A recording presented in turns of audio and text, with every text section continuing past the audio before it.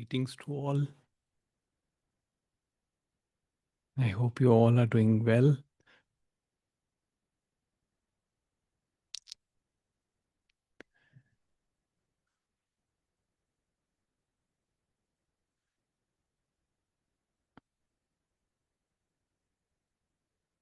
It's a festival time here in India.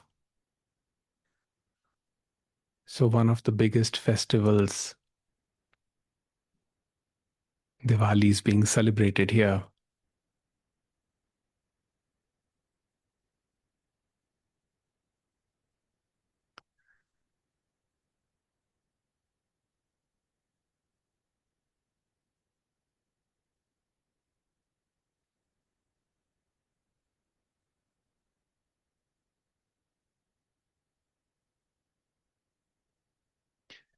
We remember as children,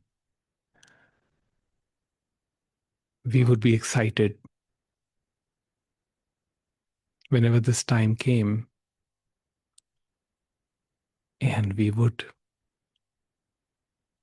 buy firecrackers and wait for our friends to light the crackers and have fun with them.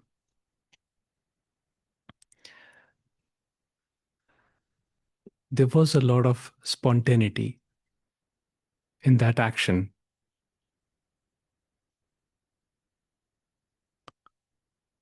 Although the sequence of events were planned,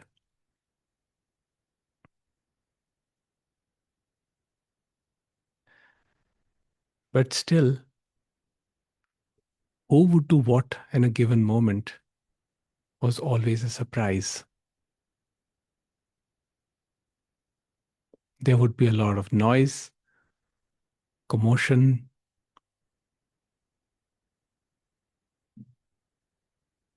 a lot of smoke because of the crackers.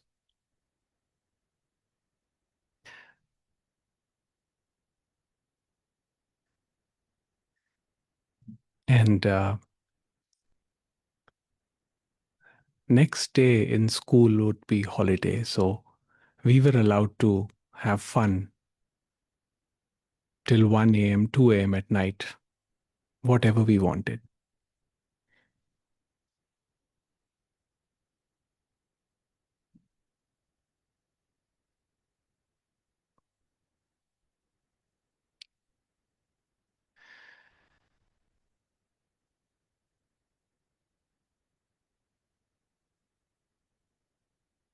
But as we started growing up,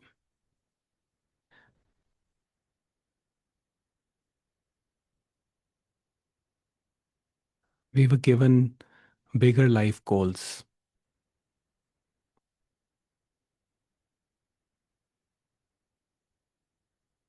Those goals became more important. And the concept of simply being spontaneous in the moment lost its charm. That innocence of being whatever we wanted to be or do whatever we wanted to do just faded away.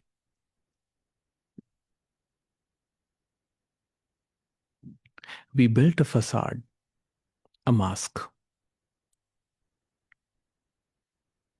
and we made sure that no matter what, this facade will never be broken in any interaction.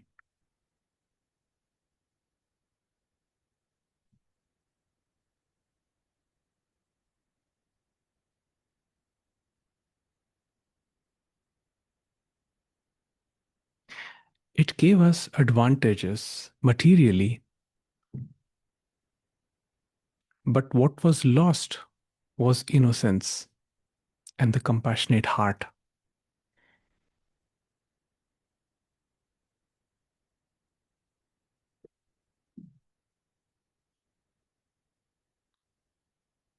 The rawness was gone.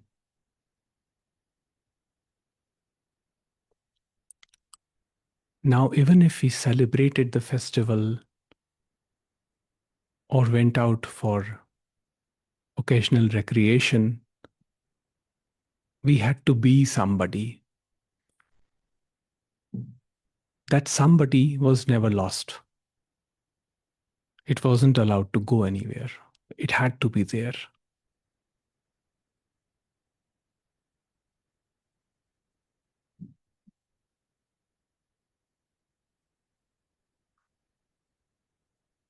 So every conversation, every discussion brought that somebody and its aspects into the dynamic that was always happening, which usually was I am this, I am that, I need this, I need that. These are my goals, these are my aspirations, this is what I must do in life.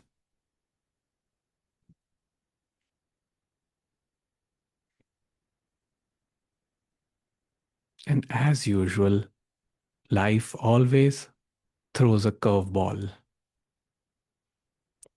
So the plans, the grand plans that were formed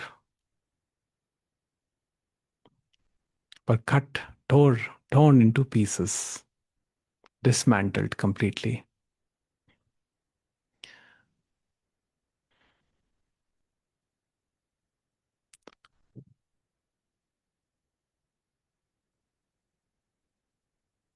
Because life doesn't care about your ambitions.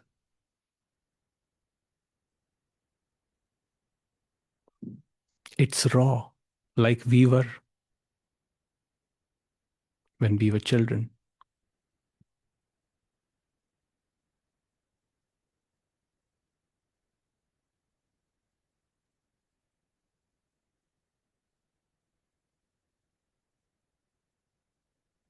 Nisargadatta Maharaj speaks about sattva, a harmony,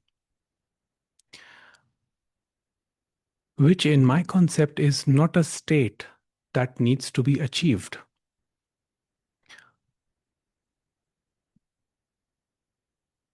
It does not guarantee results. It does not make you efficient. It does not make you better.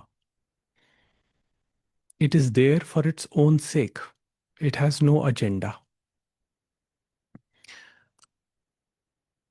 It is the perfect balance between the sloth, or call it laziness, or call it tamas, and activity, or rajas, activity which can lead to anxiousness. When there is a perfect balance, that natural state of balance is sattva.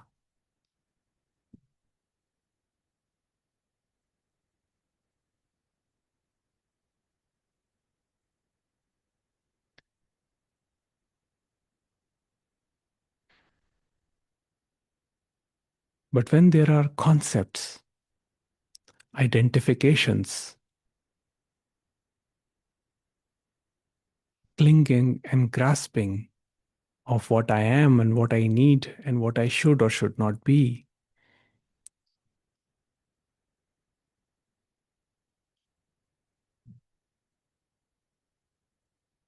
we create this imbalance where either we are in sloth, laziness, and the usual result is procrastination, or we are in anxiety, which can also lead to the same result. But when there is perfect balance, which means that the activity that is now happening in that balance is not dependent on the outcome. It is then that the organism, the instrument, gets pure joy. And this is visibly seen in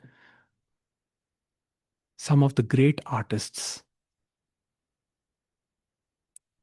because they do not perform for others, they perform for themselves.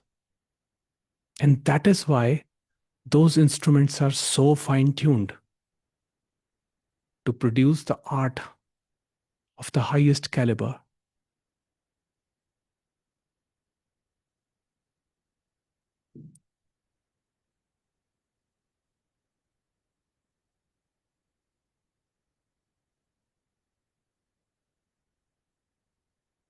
I remember in the 90s, we used to see an advertisement on television. It was a very interesting piece of advertisement. There was this cricketer, sportsman, very popular sportsman, and the ad shows him in his in the men's room, basically, where sportsmen they wear their pads and all that stuff. And that in that ad he says, people think that I'm worried. People think that I'm concerned about winning. But in my mind, and in the next moment, a music starts playing and he's dancing. He's just dancing. In my mind, I'm just dancing. I don't care.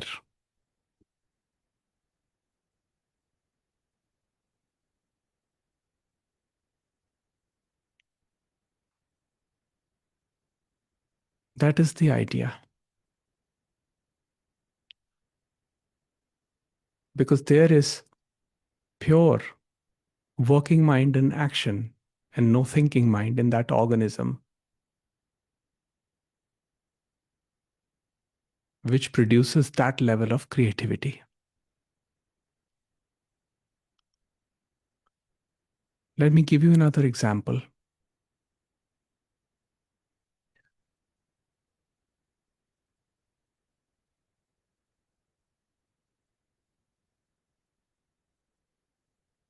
I will take example of two artists, one from the West and one from the East. And both were legends. So the artist from the West was Michael Jackson. Michael Jackson is the perfect example of energy conservation. What he had to show, he showed on the stage. And when he was on the stage, he was electrifying. The music, the dancing, the showmanship came out was of another level in that instrument. The dedication, the commitment, it was pure working mind in action coming out of sattva. But when in person, he was so soft spoken. He wouldn't use big sentences and he wouldn't move too much. At least the interviews that I saw, he wouldn't move too much and he would speak very softly. But on stage, his voice was like it, it was on another level. He wasn't concerned with how he's performing, what he's doing. He was just enjoying himself.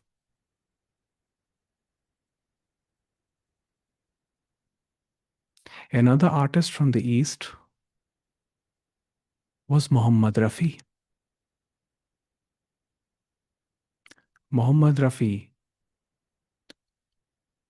was called the voice of God because even today there's no parallel to the skill that he showed in the 60s, 70s. And the interesting thing is, in his interviews, His voice was so soft and so weak. One could never imagine that this man has this amazing range. But again, when the time came for performance, he never performed for the audience, he performed for himself.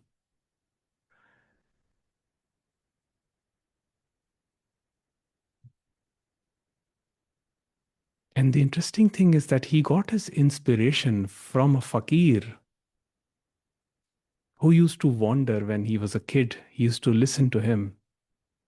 The fakir used to wander outside his house and he would sing one or two lines, and that inspired him.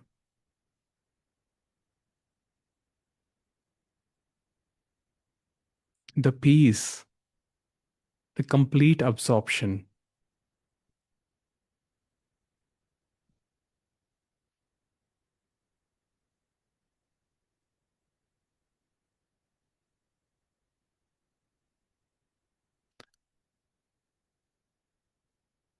When the recognition of sattva happens, the questions like why this, why that begin to dissolve.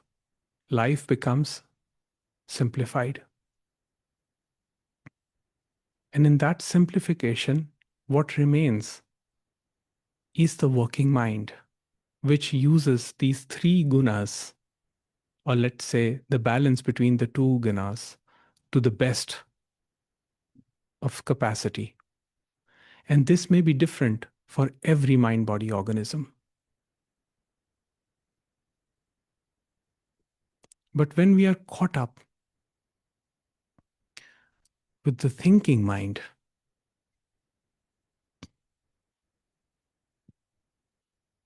we are offering resistance in the path of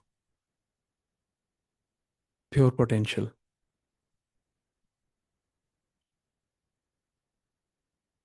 Thinking mind is the doubt. Thinking mind is the feeling that I'm not good enough. Thinking mind is the feeling that I'm not worth.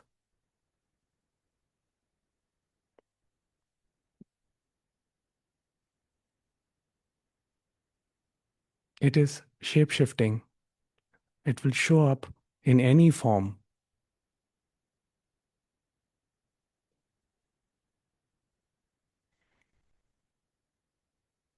As the nature of this thinking mind is understood more and more,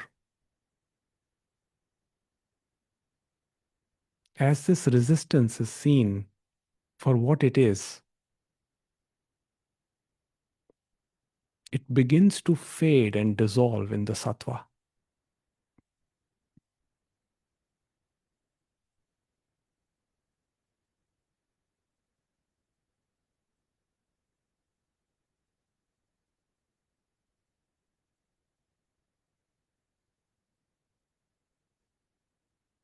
But when we try to control, fix, when we try to modify things,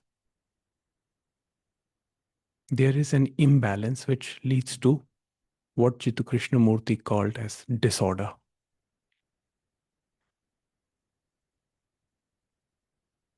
And a classic example he would give is of attachment to a thing, to an idea, to a person.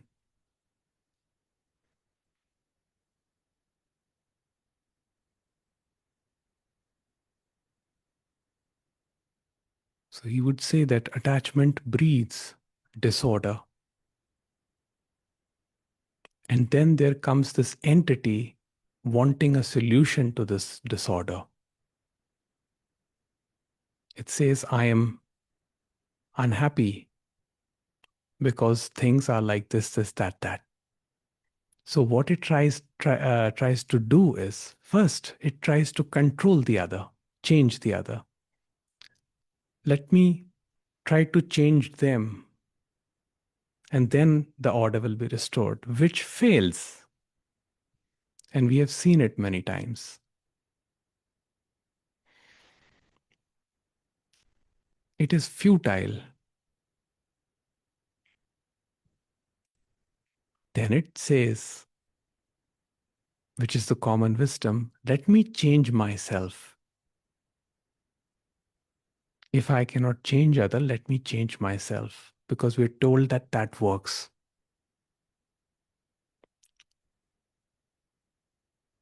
But you see, this is a problem. What exactly are we changing?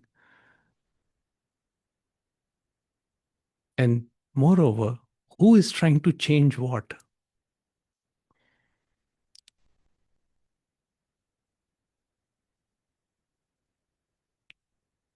So, what we do is we come up with ideas to change ourselves. Okay, if I cannot change them, let me alter my behavior to adjust to them. Now, this can be in any relationship. It can be in work relationship. It can be in a romantic relationship. It can be in the relationship between, parents or siblings or friends, anyone.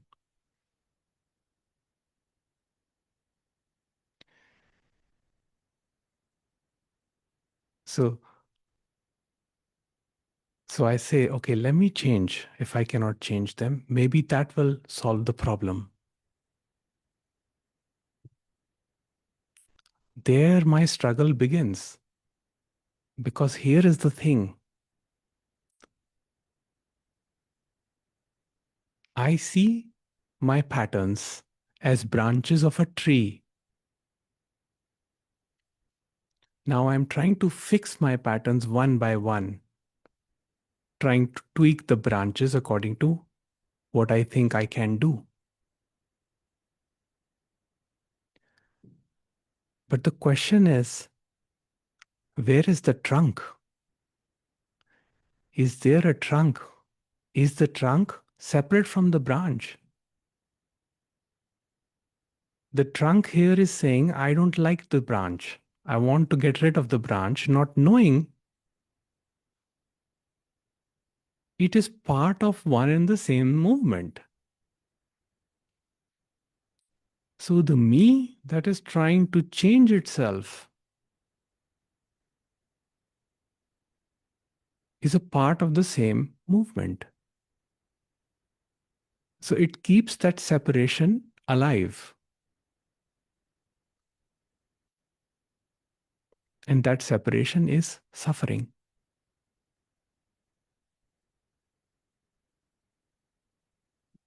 That separation is disorder that Jittu Krishnamurti speaks about. But what happens when I realize this, that the entity me is the disorder, that this entity me is the separation? It is both the trunk and the branch.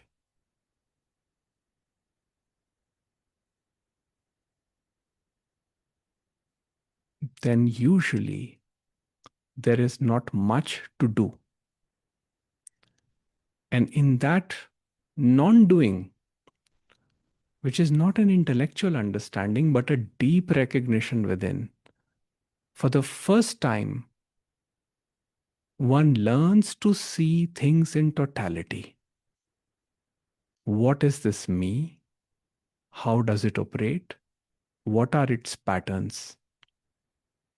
With total vision, not concerned with trying to change myself, alter myself to suit a situation or a circumstance, or to become better, or to become proficient or efficient or productive, whatever we may want.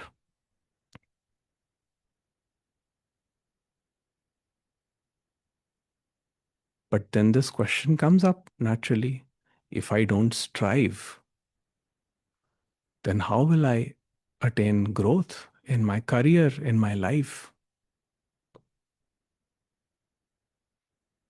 And what I say to that is, if you are spontaneous, growth happens naturally as a byproduct. It is a part of this flow of life.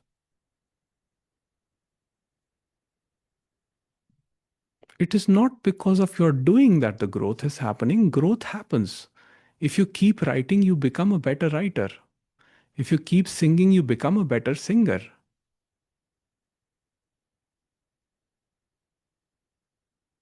If the spontaneous action arising from the working mind in the light of sattva happens, betterment is a natural outcome. And of course, none of this is a linear process. So you will falter, you will fail, you will stumble.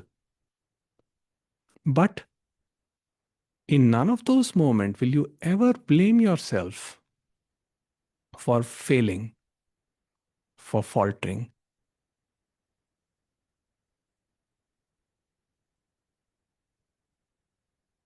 You see, all of that contributes to guilt, shame, which just continues this separation and this never ending thinking.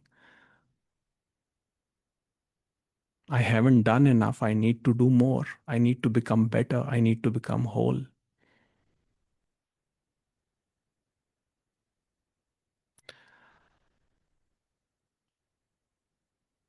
There is a beautiful quote by Nisargadatta Maharaj where he says, the sattva is pure and strong always. It is like the sun. It may seem obscured by clouds and dust, but only from the point of view of the perceiver. Deal with the causes of obscuration, not with the sun.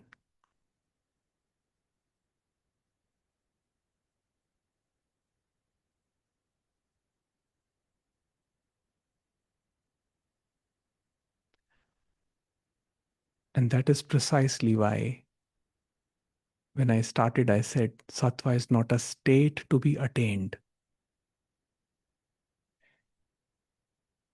Sattva is being. Sattva is amness. Sattva is wholeness.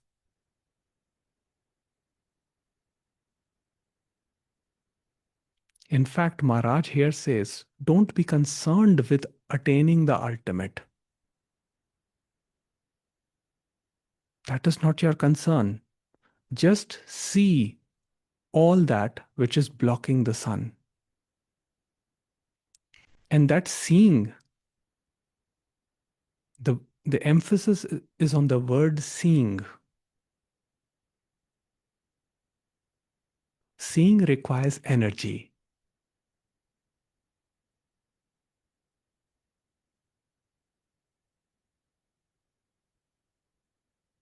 So the seeing has to happen with total energy,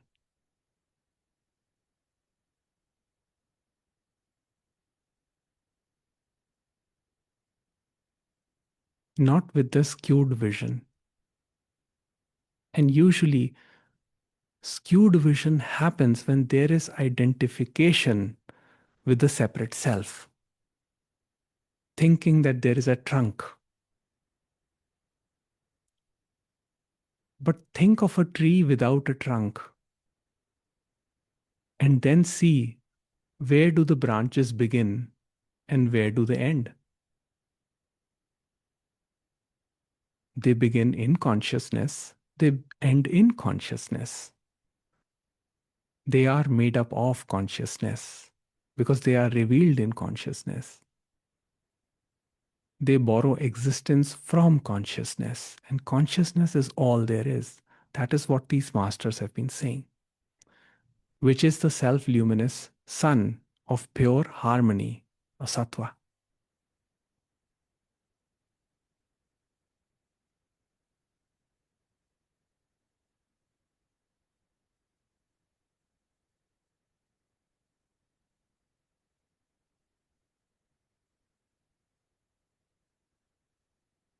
As one learns to abide in this stillness,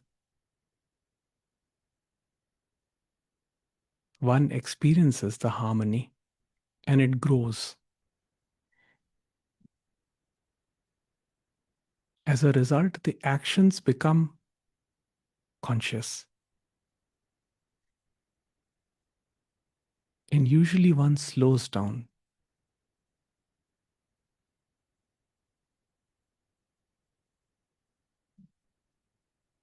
but it is not a bad thing. It is not a sign of an illness, but it is a sign of an understanding.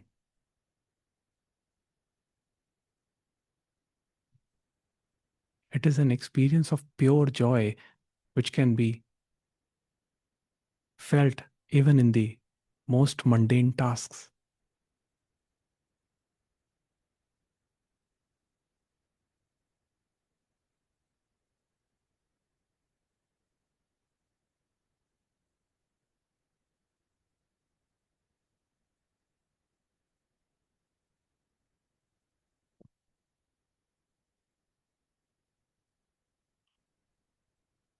All right, we can now take up questions. So you can raise your hand and I will unmute you.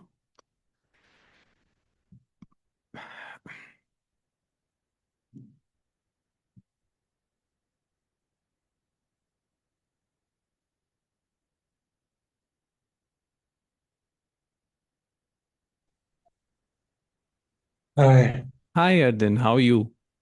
I'm good. You? I'm very fine. Tell me. Uh, well, I was also thinking this thinking mind because last couple of days, actually last couple of weeks, my thinking mind tortured me, unfortunately. Uh, well, also, I wanted to ask a question, but these answers feed thinking mind as well. But I noticed it's so weird that all the videos and the uh, questions and answering this. I don't know. Yeah, I want to ask a question, but I also am afraid of this answer also will give some boost to thinking mind. But the other day I was watching your video about this non-doership. Uh, that's why I just wanted to ask something about non-doership also, because it's also related with thinking mind, I guess, this Yes. doership and non-doership. Yes. Last month, I understood one of my realization that I understood that there is no doer, but this thinking mind cannot grasp or comprehend this concept,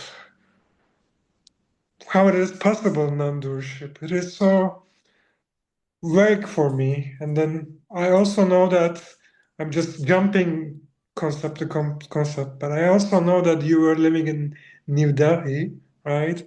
And then after the awakening, you decided to move out of the city. So I'm in a kind of same situation.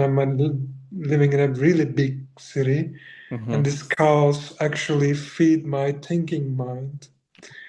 Also, it's like everything is like so scram. uh, I don't know if I made myself clear. I don't know if there's any question, but maybe you can give me some answers. Yes. So, yes, thinking mind is the doer mind. So, doer mind is the one that is concerned with an outcome, that is connected to an outcome, a preferred outcome. And you see that that is the trouble because the vision that sees a preferred, that wants a preferred outcome is the skewed vision, is the limited vision, which is me. And of course, the whole idea is that at some level I'm unwilling to let go of some control. I still want to control some variables in my life. And I think that maybe if I make a tweak here and there, maybe something will happen. And, there is some possibility. Now, what happens is that life teaches us in a different way. Life is the hardest master. So, life will straight away give us the consequences when we try to control and try to, you know, uh, claim doership over the action, it will immediately give us the pain. Because the moment you remember any instance and you claim that I did it, there automatically will be either shame or guilt or some sort of an afflicting emotion accompanying it. And that is the pointer. That pain is our teacher. That teaches us, okay, let's think in a different way. Let's try to imagine. Let's not do not believe a single thing I'm saying. Let me examine if truly an action was my action. So think of, like Ramesh Balsekar would, give this practice. He would say, just think of any situation in the past which you think was your doing and try to see if it really was your doing or did it happen because of certain circumstances.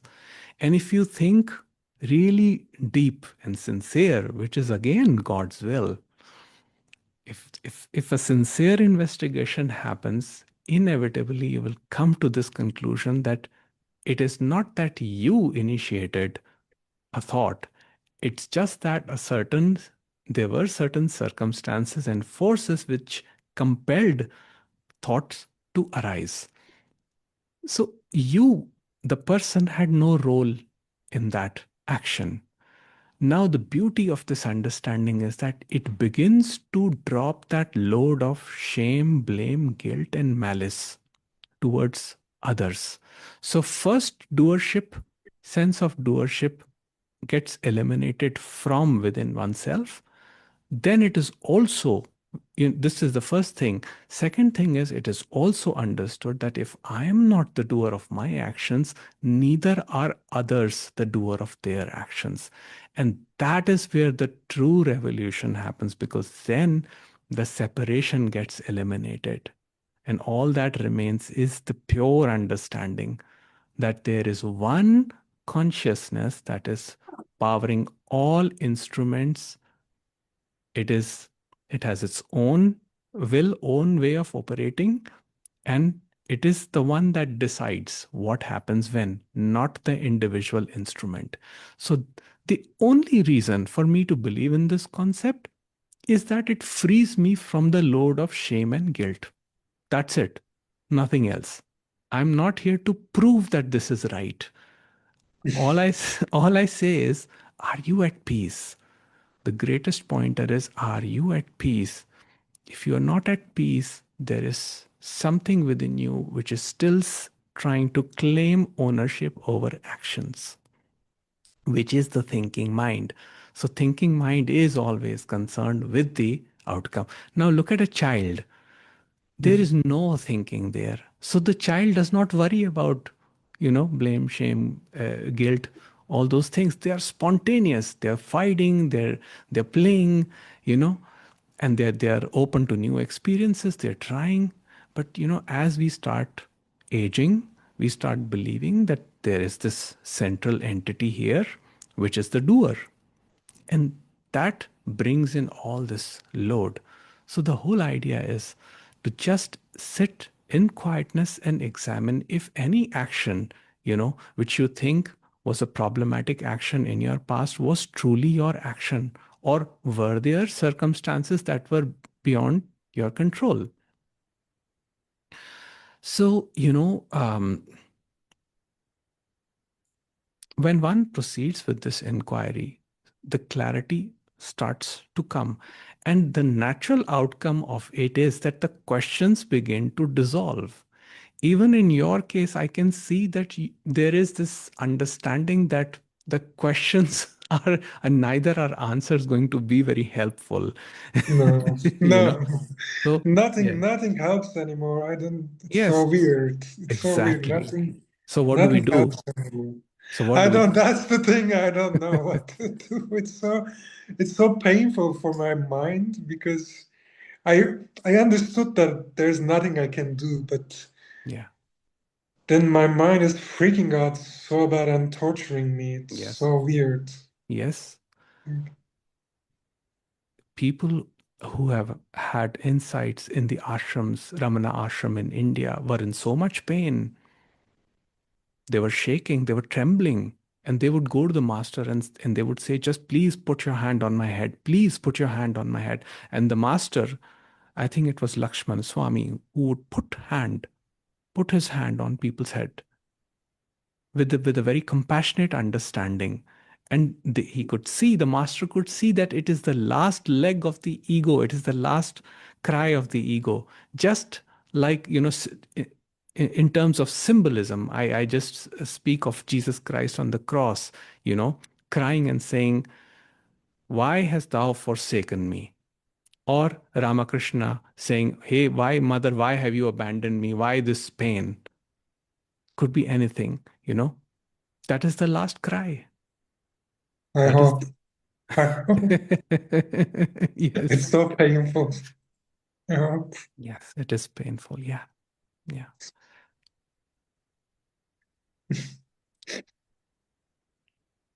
Okay.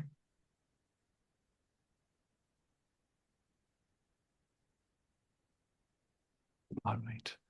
Thank you so much. Thank you. Welcome.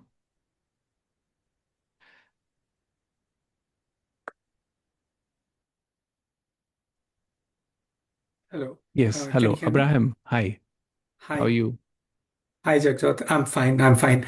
I wanted to say that I've been telling a lot of thanking recently. I don't know, somehow it has happened in my life. And I feel very blessed to be here and you bringing a session like this.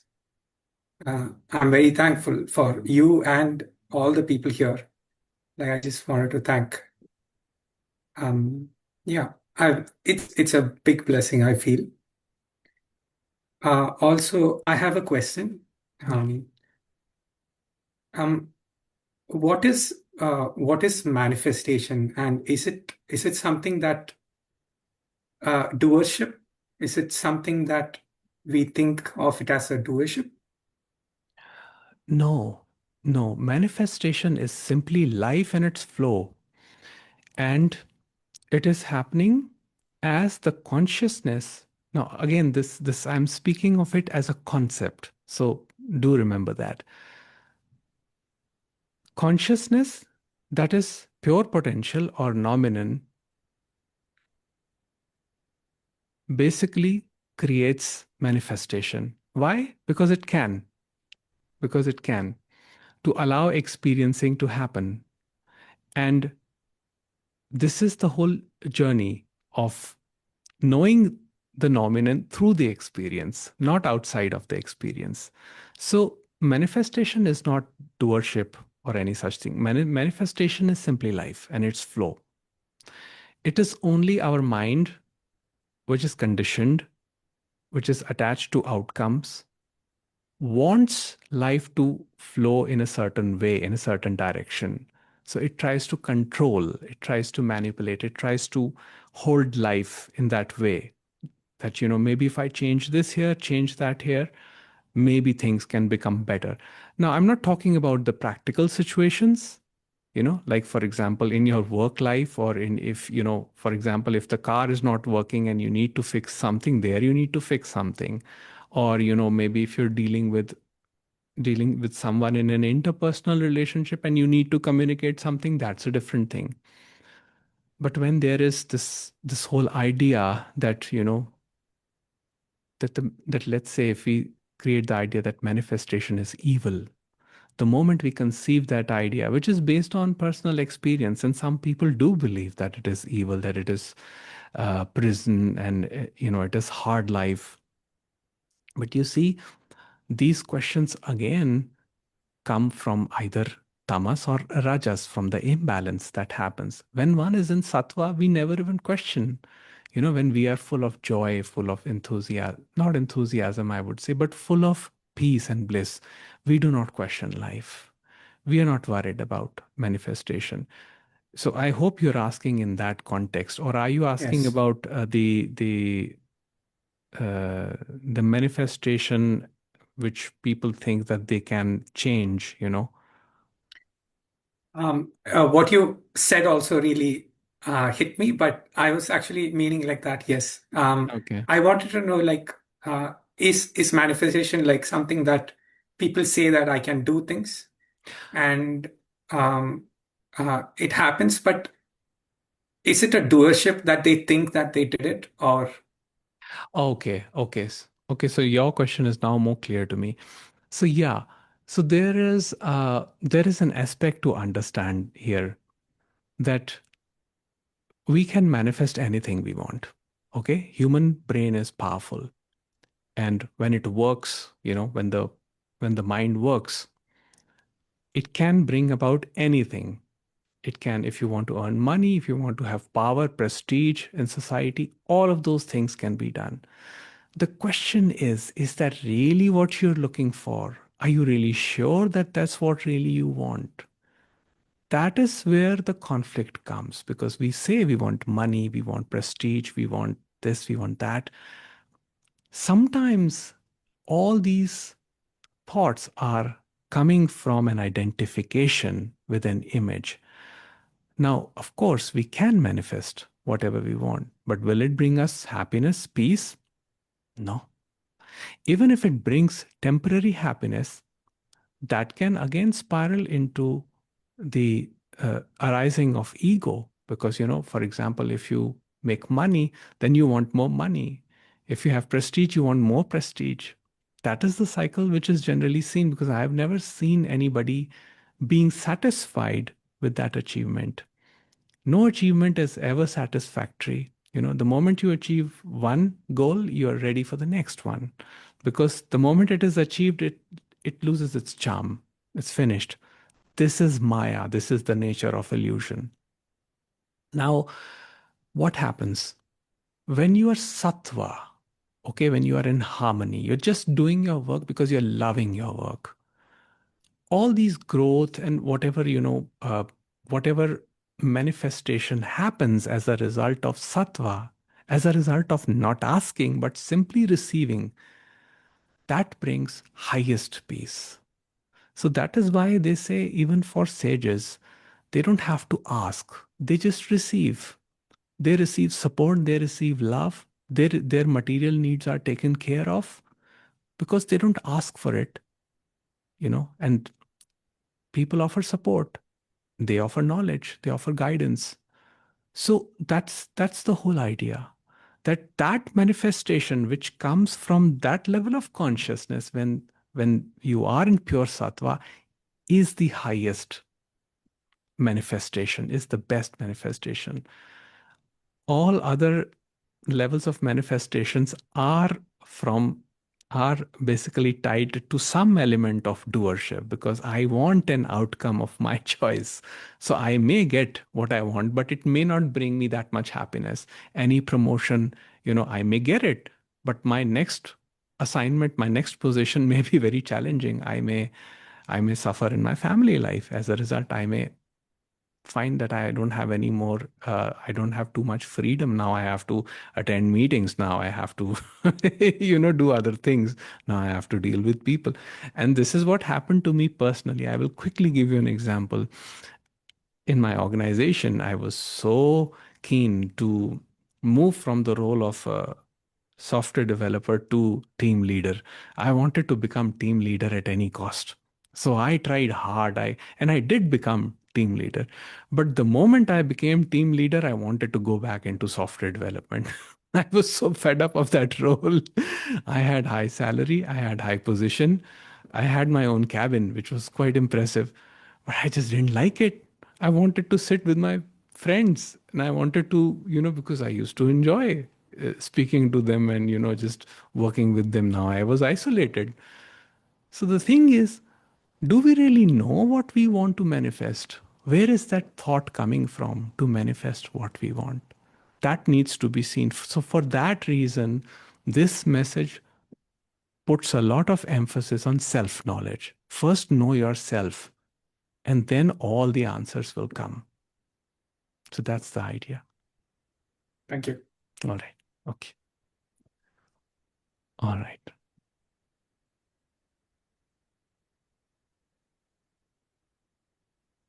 Yes. Sudha? Yes, hello. Sudha, I think you're muted.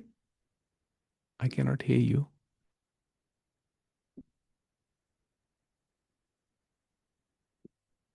Wait, hold on.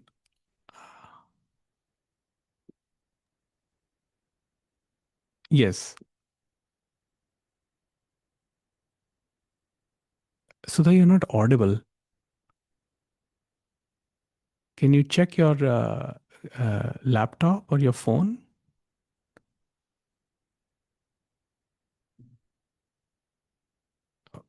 Oh, hold on.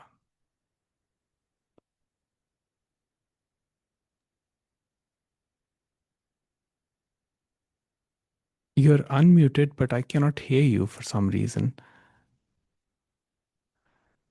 Can you check if you're connected to the microphone?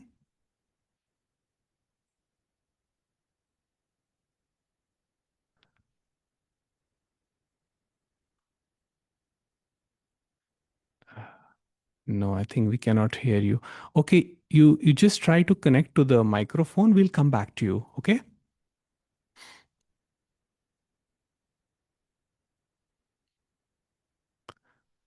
Yes, Mandeep. Yeah. Namaste, Jagjot. Namaste. How are you? Fine, thank you. Good to speak to you. Same here. Tell Um, me. uh, Jagjot, question I have is, Hmm.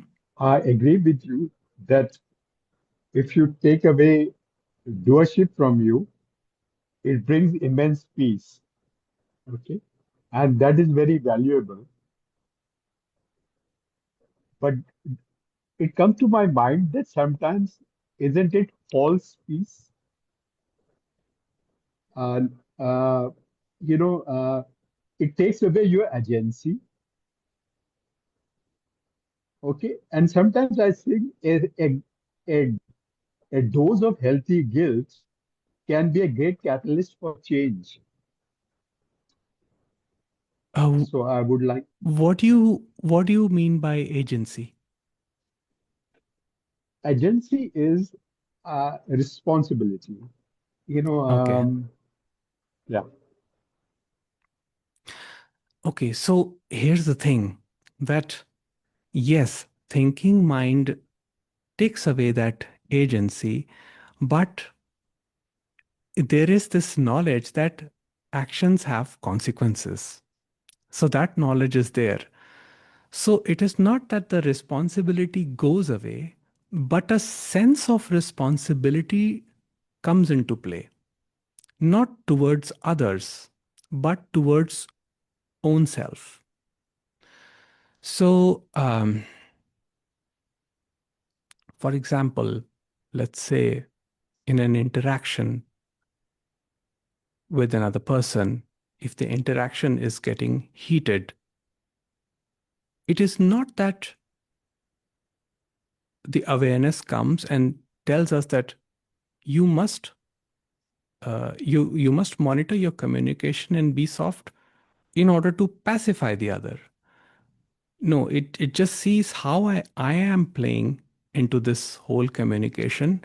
And then with that sense of responsibility, with that awareness, the decision comes to actually drop the control and just be quiet in that given moment. Now, again, how this dynamic plays out and what results it produces is not in control. If we try to control it and we are forceful, then we experience more pain. Mhm, So that is the idea. So it is not an attitude of resignation in the face of a challenge. You know, it mhm, is an understanding that I will do my best in whatever situation is presented. But it is not coming from a place of doership. I fully understand that despite my best efforts, the mhm, outcome still may not be in my control. yes, uh, I do realize this, Yeah. but doesn't it take that uh, you know, as a human being, Hmm. uh, the human part, okay, Yeah. wants to make oneself better and better. Hmm. Okay, uh, at least I try to do that. I don't know. Yes, yes, yes. Okay, okay, better in every respect, every Yeah, day, every minute. yeah, Okay, it's an ongoing quest. Okay, yes, okay, it gives me satisfaction. yeah, I don't know it's good or bad, but it gives me satisfaction. yeah, Okay, yeah. and but uh, so is this something wrong which I'm doing? No, no. This is again not from the context of right or wrong. The organism is designed in such a way that it does feel the need to grow and learn to acquire. The only thing is that the whole idea of becoming better. Now, there is something. Okay, let me explain it with an example. Let's say I am working in my job and I feel that uh, I need a drive to be better. I need some drive, some force. Okay. So I need to make some effort to be better. So I try to do better work. That is not doership Hmm. that I'm talking about. The doership is I want it because if I don't become this or become that, then I'm limited, then I'm insufficient. So there is a sense of restlessness to it. There is a component of restlessness to it. That Hmm. is that is basically what I'm talking about. So the natural and at a very deep level, when you understand who you truly are, even that idea goes away completely. That I must grow or become better because you understand that betterment happens as a natural result, as a natural result of whatever work you're doing. And the benefit of that attitude is that when you falter, which you will at some stage, the criticisms or the bitterness that comes towards you does not touch you. It does not make any difference because you see that there was never that strive in the first place.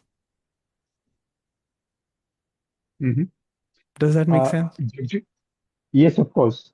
Jagjot, uh, it's a following question, Huh. a follow-up question to that Hmm. is that if I bring a sense of intentionality in it, Hmm. okay, and then I say, okay, I bring a sense of intentionality in it, but I also realize there may be hiccups, you know, Hmm.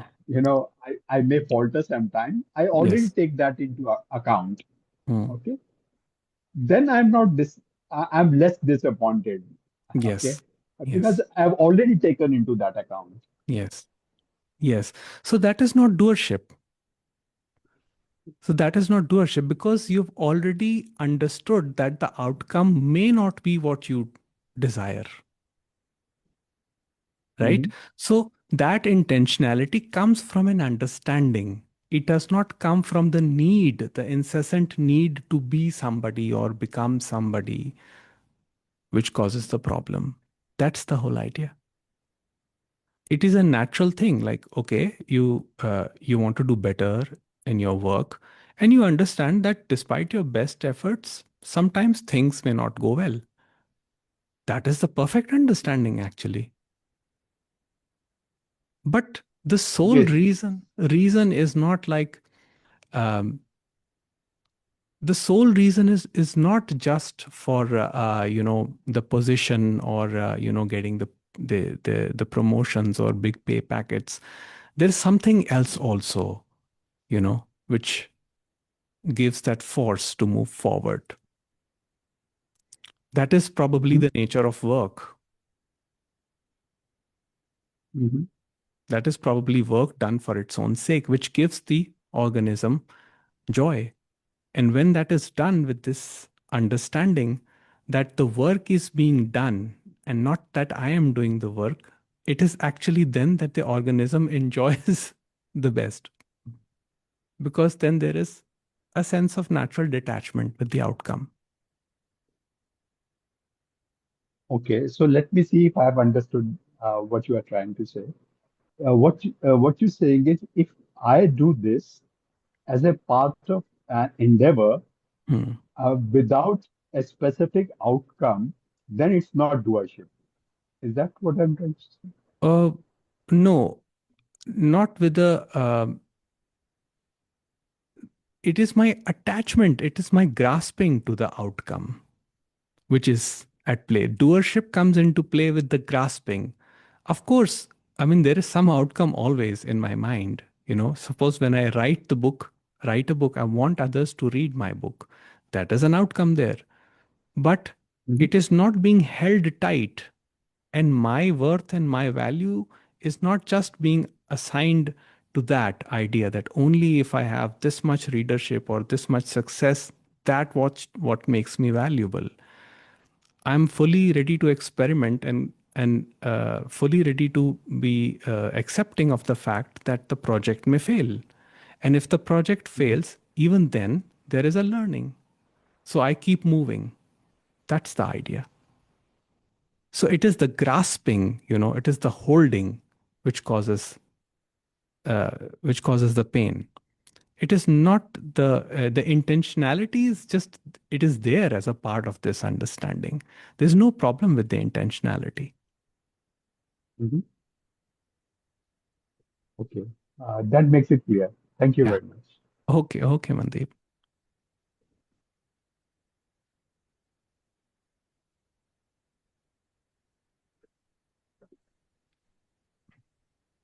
Yes, William. Hi. How are you? Hi, I'm good. How are you? I'm fine. Tell me. Good. So I've had some recent experiences with work, and I think as I feel myself embodying these concepts more, especially this concept of sattva that you talked about, of flow and being almost at one with the work I'm doing. I work in a corporate setting. I don't love it, and I think I can feel myself drifting away from it the more I get into this stuff. Um, but the more I embody that in work, I've actually had negative feedback from bosses where that obviously I don't tell them what I'm doing. I don't talk about spirituality in the workplace or anything like that. But it's almost like the world is saying no, even though I'm enjoying what I'm doing at work more because I feel more sort of at ease and working at my own pace that feels like a mix of striving and relaxation. So it's very nice for me. Ironically, the responses I'm getting are like, you're not once something my boss said to me a few weeks ago was n- not not taking on more things, not pushing and saying, oh, I want to do this, I want to help with this, and taking ownership for things was the words he used. Um, so I'm getting like this negative feedback, and it hurts a little bit, but it hurts so much less than it would have done like a few years ago. Like I'm actually starting to not really care that much Yeah. about what the feedback I'm getting, which is quite satisfying, obviously. But it still hurts a bit, and there's still that element of ego that's I think is dissolving essentially through this whole process. But I suppose what number one, what is your take on this? Like, why is the universe almost saying no? Number one, and number two, what would your advice be to me to kind of bear that pain and maybe work through it and see it for what it is? Because I'm enjoying being in Sattva. It's nice. I know that's the way. But when I'm getting the from the lens of the conventional world, it's not good because the boss is not saying it's good. So promotion is less likely and all this stuff. So yeah, what is your take on all that? I'd just love to hear that. Well, yes. Pain is a natural part of life. So there's nothing we can do to eliminate the pain. I mean, even with the deepest understanding, pain is going to be a part of it. But you see, um,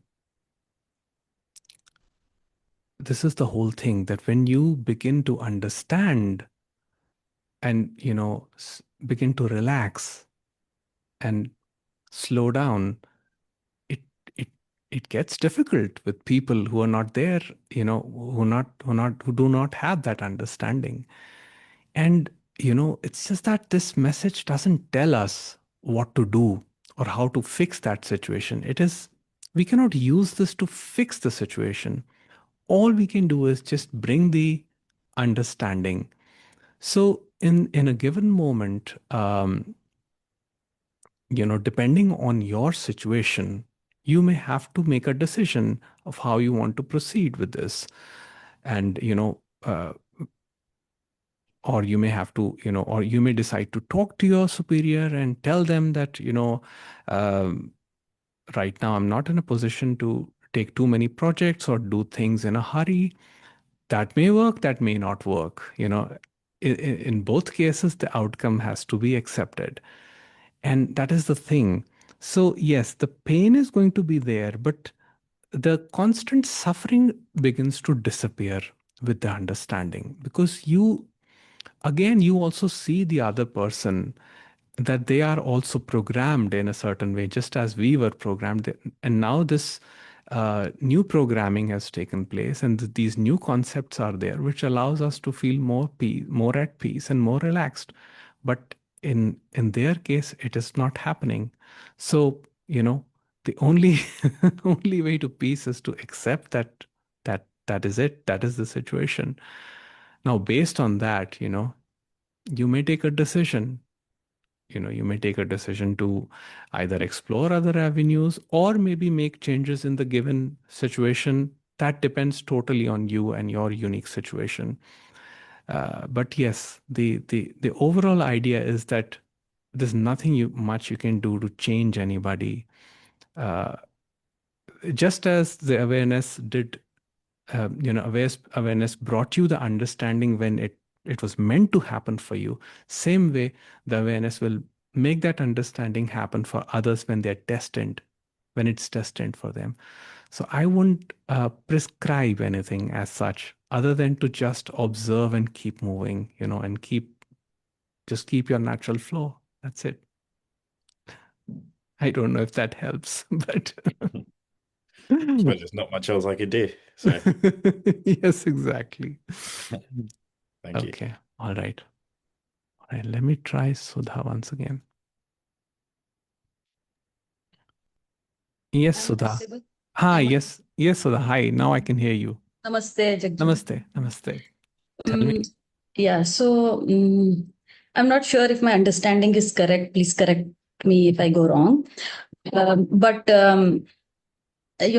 what I'm feeling these days is that everything that is happening in my life, is appearance in the consciousness.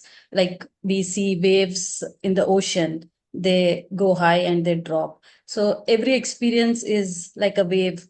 It's coming and it'll drop in the ocean Yes. consciousness. The issue is when I start reacting. I mean, if it is a bad situation, when the wave goes up, I react.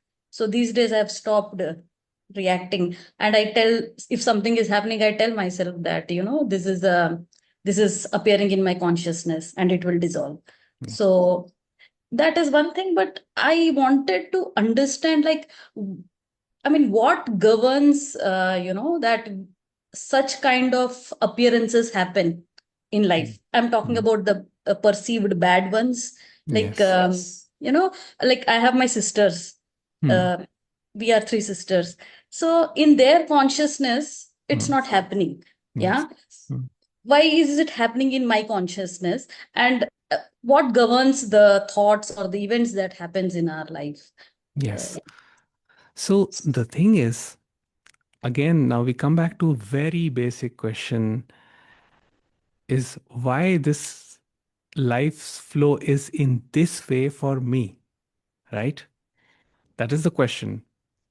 And the answer is, I would say what Ramesh would say. He would say, the created object cannot know the will of the created source, which means you can never know why you were programmed in this way. But the fact is that you are a uniquely programmed instrument. There is no one like Sudha in this entire planet. You know, you are a uniquely programmed instrument designed to carry out her destiny. There are learning experiences, reactivity, there's mind conditioning which says it's good, it's bad, it's this, that. According to life, it is all happening. It is just happening. The wave in the ocean is never separate from the ocean. It doesn't make you any less than any other person just because you have reactions. There have been many sages who were very short tempered.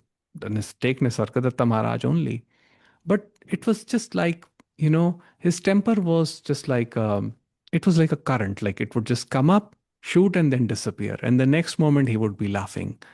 He wasn't worried about it. He wasn't trying to change it. He, you know, he wasn't living with these concepts that I must grow, I must evolve. He knew where he is, what the position is here, what is the substratum. He had that knowledge. And that is what the masters are pointing out.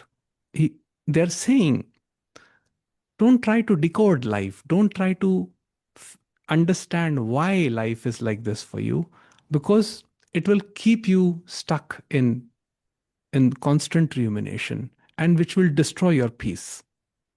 Instead, just attend to life, which means be spontaneous and act in, you know, in your daily living, in your daily situations, with whatever intention, whatever thought comes to you, you know, in your, and either it's going to lead to a positive result or a negative result, which is not in your control. So let that whole flow guide you and bring you the understanding that is needed by you. It is not that you are less or more than anybody. It's just that if you consider yourself to be a wave, just remember that you are a unique wave. There is no other wave like you. So there is a purpose, but we cannot know that purpose. All we can do is surrender to the will of divinity and simply execute whatever tasks are given at hand. That is the So idea. it is what it is. It is what it is. As simple as that. Yes. And it is perfect. It is perfect. The flaw, the good, bad, these are just mind ideas. Mind has this idea, I must evolve, I must grow. And I have never seen a stop to it, because I used to ask my parents, I would ask them, okay, what if I get all these things that you think I should get. What if I get a good job? What if I get good family life? If I have more money? If I'm uh, if I have this, if I have that, what at the end of it? What am I going to get? And there was no answer ever, because from my birth to the conception of my old age, everything was planned out. Okay, you're going to do this, then you're going to retire, and then you're going to enjoy life. So I said, if it's just about enjoying life, that I can do right now. I don't need to become anything or be anybody to enjoy life. And the greatest joy in life I've found is just in being. That has been my most intimate experience. That has been the best thing that happened to me, speaking relatively. So I do not teach people to achieve superconscious states or bliss, because I know all of that is just going to go away. It will give you an illusion of progress, and you may start thinking that, okay, once I'm like this, then I will be more calm, or my patterns will just dissolve. And then something may hit, life may hit, and again the patterns may emerge. And then again the mind may come up with even more shame and guilt, and more blame and condemnation, and more negative self-talk, which may even drown us even more into the water. So the whole idea is to simply accept the flow of life and totally accept that you are a uniquely programmed instrument designed by God as per God's will. So what purpose you have to fulfill, what is your ultimate purpose, is God's concern, not yours. That is the idea. You just So, execute. so last week, I was having some, unexpected outcome due to something, Yeah. and I was very, very much down. So I kept telling myself that, it's okay. I mean, this is an experience that has arisen in my consciousness, and this is for the greatest good. Yeah. And This, that brought peace to me. yes, exactly. That's the whole thing. When you understand that it is not your responsibility that what you should achieve or should attain or should be a certain way, then that is total freedom. That is the total understanding. Let the one who designed you worry about that. Let the one who created you worry about the purpose, what you have to achieve, what you have to do. You just surrender to the flow. And like what you mentioned last time, that this happened and you surrendered to the flow and brought you peace. That is the whole thing. Till we are connected to the outcome we want, it depends on the level of connection. If there is strong connection, like I was talking to Mandeep right now, if there's strong grasping, there will be more pain, more suffering. And it will become evident as the life flows, because then the hurt will be more if if the preferred outcome is not attained, you know. But if the holding on is light, there will be less pain. And a sage lives with the understanding that he's not the doer. So, Jagjot, while you were saying, you said that let the creator who has created you worry about all that. But are we not the creators? I mean, it is all consciousness, right? We are Yes. consciousness. So, Yes. aren't we the creators of Yes. ourselves? If we understand, if we truly understand that, then there will be no questions. You know, if we truly understand, then there is no need for any satsang, there is no need for any interaction. But the thing is, we forget our nature, you know, and it generally happens like this, that there is always someone to remind us. It's not necessarily a guru or a teacher, it can be a friend, it can be anybody. Someone who just reminds us, no, come back to your natural state of pure creation. But in that natural state, there will be no questions, there will be no concern. For example, in deep sleep, your pure consciousness in deep sleep, there is no sudha, there is nothing.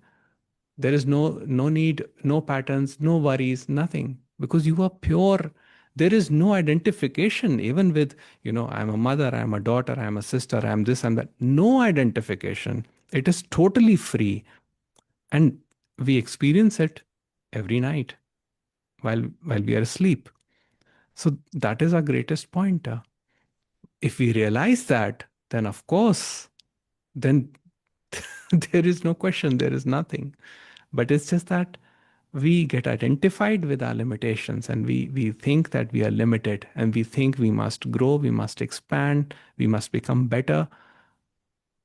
And then we get caught up into this whole entanglement of the mind, thinking mind, which starts contemplating, okay, I must do this, I must change that. And we try that, and then that fails, and then again we come back. So we learn through our experiences. The more we become sahaj, the more we become relaxed in our sattva state, conceptually speaking. It is not a state, but I'm just, for the sake of understanding, I'm calling it a state. The more we experience peace, and then there is this recognition that, oh, I know this peace. And even while in your interactions with people, when the reactivity happens, at some point you immediately start remembering, oh, that piece is still accessible and it is here, and you immediately tap into it. So sometimes it happens that even before a reaction happens, it gets cut off through the light of witnessing, and one simply holds back into that sattva state of beingness. And that does the job. Then there is no concern. Yeah. Sure. Thank you. Okay, you're welcome. All right, so we will conclude today's talk. Thank you all for being here. And I wish you all a very happy Diwali and enjoy your holidays, and wishing you love and peace. Take care.